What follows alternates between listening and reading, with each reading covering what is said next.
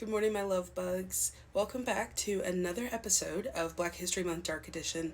Before I get into the meat of today's topic, make sure you guys are following me on Instagram and YouTube under the same username.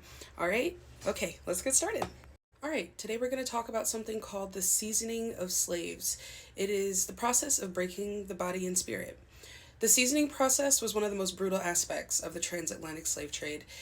It was designed to break newly enslaved African bodies physically, emotionally, psychologically before they were sold into actual slavery in North America into lifelong bondage. This process occurred primarily in the Caribbean, South America, and enslaved people were tortured, starved, and conditioned into submission.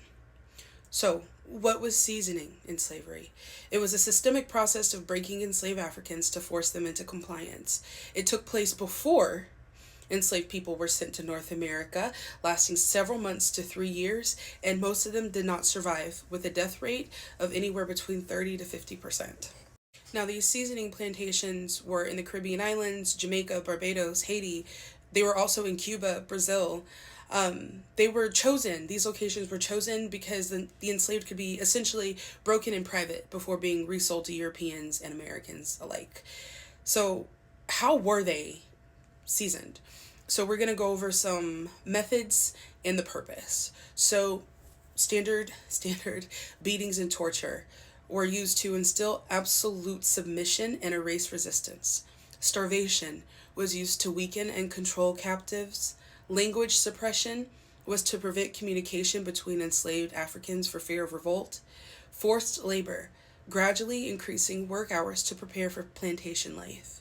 Renaming, Africans were given English, Spanish, or French names to erase their identities and culture. And lastly, public executions. Any rebellion was met with extreme punishment to instill fear in everybody else. Some of the key aspects of the seasoning process were physical torture and beatings, starvation and disease. They were given just enough food to survive, which often led to malnutrition, which led to dysentery, smallpox, yellow fever, and many enslaved Africans died before they were even sold. And suicide was common, and for those who didn't have a successful suicide attempt, they were punished brutally. And lastly, they were forced to forget their identities.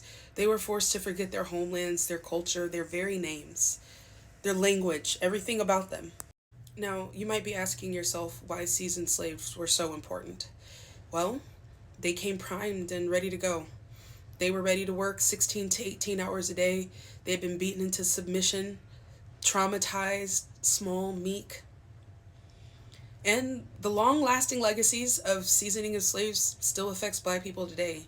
Many of us don't know our history. Many of us can't trace our family names back very far because our culture, our names, our identities were stolen from us.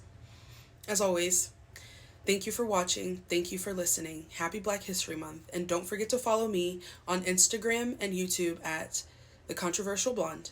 And please, like, share, repost, comment. Let's get the conversation started and keep it going.